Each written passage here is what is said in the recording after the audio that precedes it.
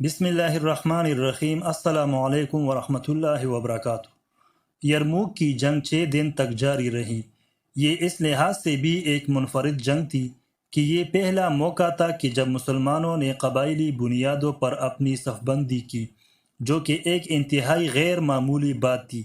حضرت خالد رضی اللہ تعالیٰ عنہ کی اس حکمت عملی کی نفسیاتی وجہ یہ تھی کہ وہ یہ چاہتے تھے کہ اس گمسان کی جنگ میں ہر شخص اپنی قریبی عزیز رشتہ دار یا بھائی کے ساتھ کھڑے ہو کر جنگ کرے، کہ جس سے ان کے حوصلے میں اضافہ ہوتا ہے، اور ساتھ ہی ساتھ ہر قبیلہ اپنی جگہ بہادری اور شجاعت کے الگ جوہر دکھائے، تاکہ اسے دوسرے قبیلوں کے آگے ہزیمت نہ اٹھانی پڑے۔ جنگی حکمت عملی کے ساتھ ساتھ اس نفسیاتی حکمت عملی کی وجہ یہ تھی کہ مسلمان شدید ذہنی دباؤ کا بھی شکار تھے، کیونکہ 2.5 لاکھ کا لشکر مدمقابل تھا۔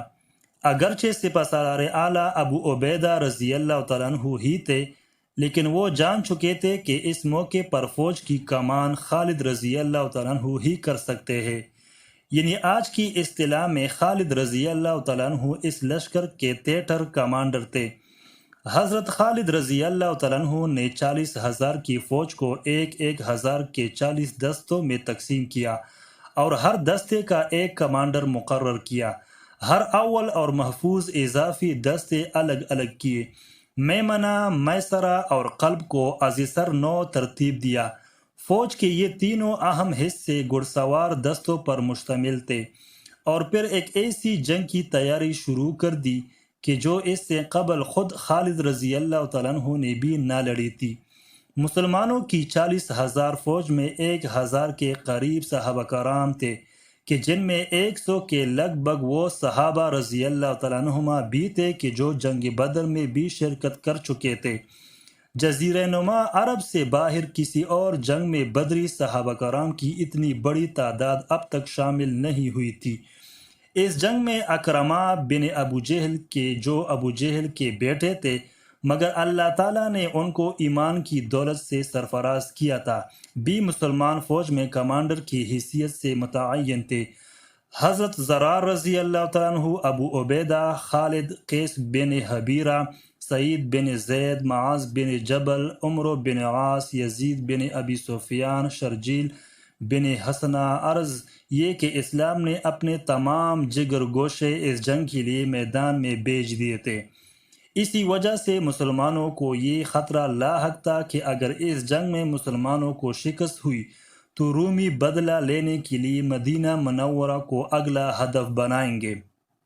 مسلمانوں کے پاس گھڑ سوار فوج کم تھی، تقریباً 12,000۔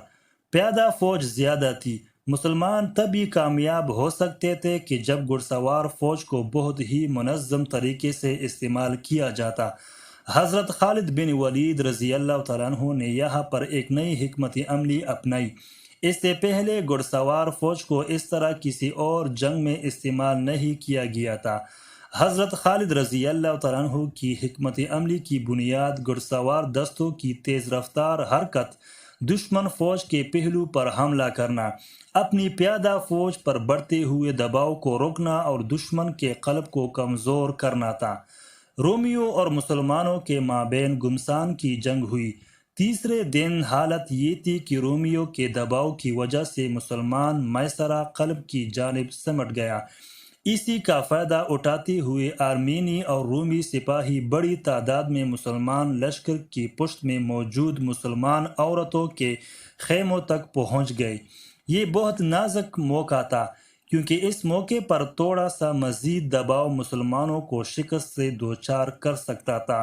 شام میں لڑی جانے والی جنگی مہمات میں پہلی مرتبہ مسلمان شکست کے اتنے قریب آئے تھے، لیکن اللہ کے فضل و کرم سے رومی جرنیل اس موقع سے بھرپور فائدہ نہ اٹھا سکے، اور دشمن کی گھڑ سوار فوج وقت پر اپنی پیادہ فوج کی کمک نہ کر سکی، اور نتیجتاً مسلمانوں نے دشمن کے اس حملے کا دباؤ توڑ دیا۔ اس موقع پر ایک اور غیر معمولی واقعہ ہوا۔ مسلمان عورتوں نے اپنے خیموں سے ڈنڈے نکال لیے اور ان مسلمان فوجیوں کو مارنا شروع کر دیا کہ جو دشمن کے دباؤ کی وجہ سے پیچھے ہٹ رہے تھے۔ یوں انہوں نے مجاہدین کو غیرت دلائی کہ جاؤ اور مردوں کی طرح لڑو۔ اب فیصلہ کن مرحلہ پہنچاتا۔ اکرمہ رضی اللہ تعالیٰ عنہ بن ابو جہل نے زور سے آواز لگائی اور کہا کہ کون ہے کہ جو موت پر میرے ساتھ بیعت کرتا ہے؟ یعنی حالات اس نچ پر پہنچ چکے تھے کہ اب جانثاری کا وقت آ پہنچا تھا۔ مسلمان فوج کے 400 مجاہدین نے اکرمہ رضی اللہ تعالیٰ عنہ کی آواز پر لبیک کہا اور پھر نہایت سرفروشی اور جانبازی سے میدان جنگ میں کود پڑے۔ تب تاریخ نے دیکھا کہ جنگ کا پانسا پلٹنا شروع ہو گیا اور مسلمان کے جو پسپا ہو رہے تھے دشمن کو واپس پیچھے دھکیلنے لگے۔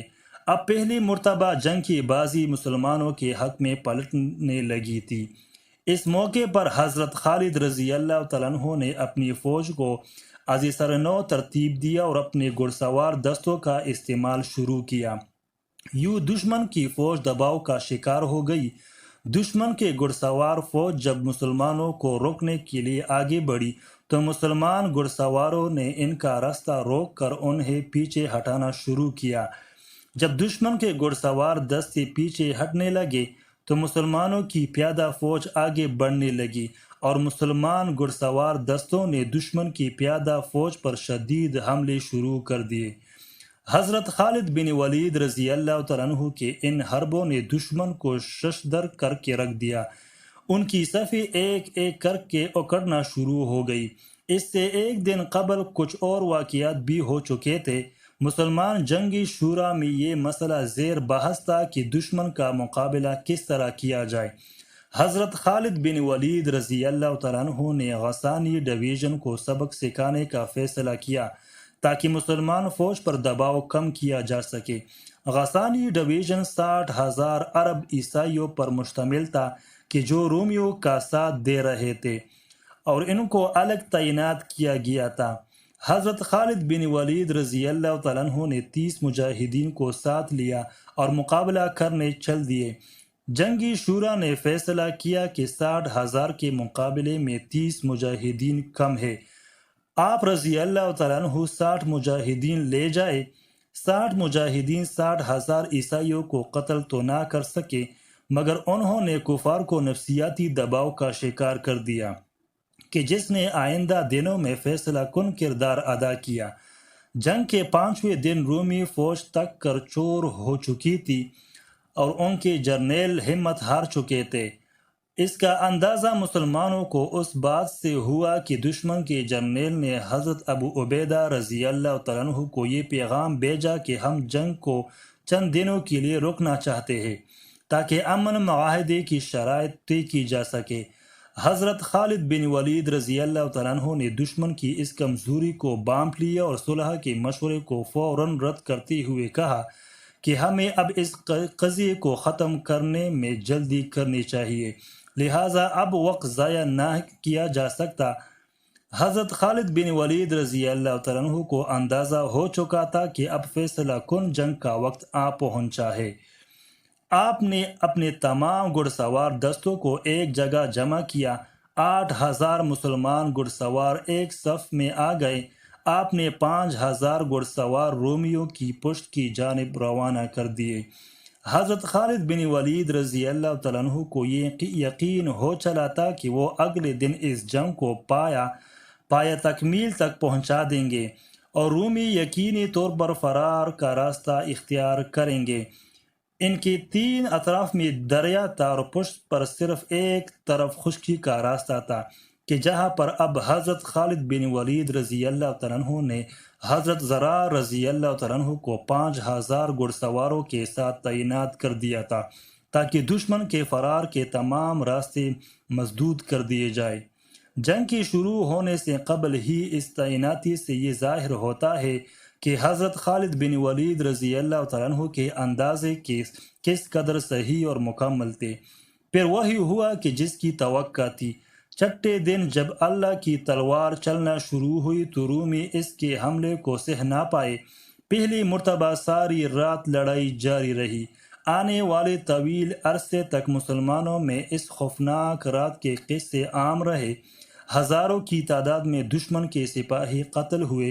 حتیٰ کہ ان کا سپہ سالار بھی اس جنگ میں مارا گیا۔